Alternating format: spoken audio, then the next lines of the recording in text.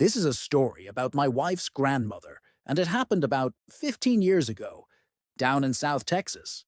Now, her husband had passed away about a year before this, but she was a fiercely independent woman, the kind of person who refused to let life slow her down. To keep herself busy, active, and social, she volunteered at the local library.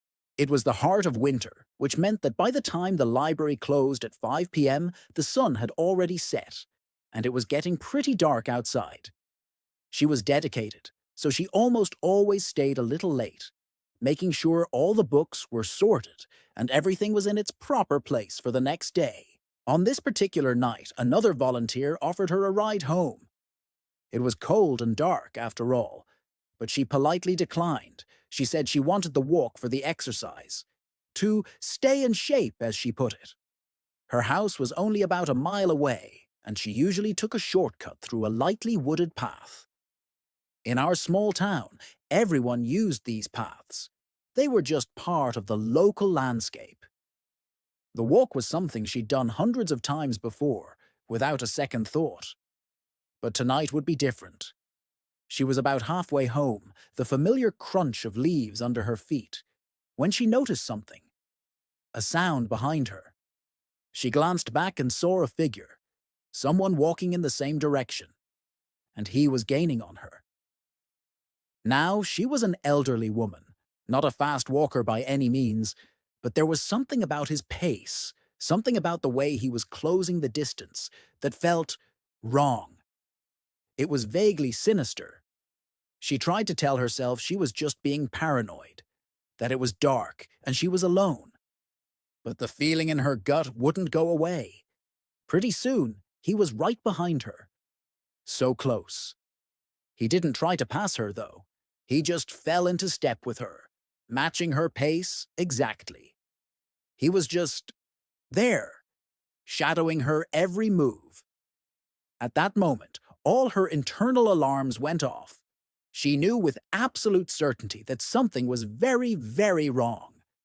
This wasn't just another person walking home, but she was almost there. She could see the top of her driveway just up ahead, a familiar and welcome sight. She had intentionally left her porch lights on before she left, a small habit she'd developed to make it look like someone was home, waiting for her. She just needed to make it another 100 yards. That's all. 100 yards to safety. All that time, as she walked those agonizing final steps, he stayed right behind her. She said later that he was so close she could feel his heavy, ragged breath on the back of her neck.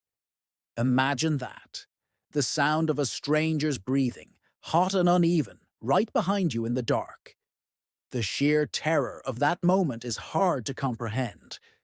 50 yards from her front door, just 50 yards from safety. It happened.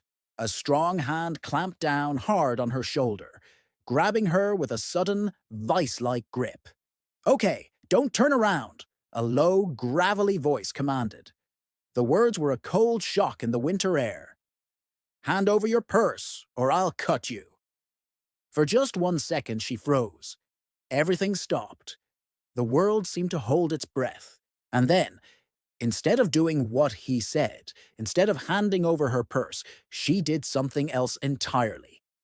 She took one big, decisive step forward, pivoted sharply on her heel to face him, and fired. She shot the man right in the neck with the .38 revolver she always kept in her purse. It was a single, swift, and resolute action. The man spent the next 5 years of his life in a prison hospital, a consequence of his own terrible choices that night. He eventually passed away from complications related to the wound he sustained.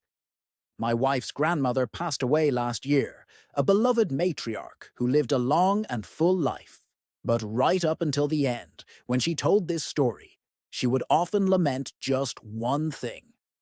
Only one regret from that terrifying night. She said she pulled the trigger too soon.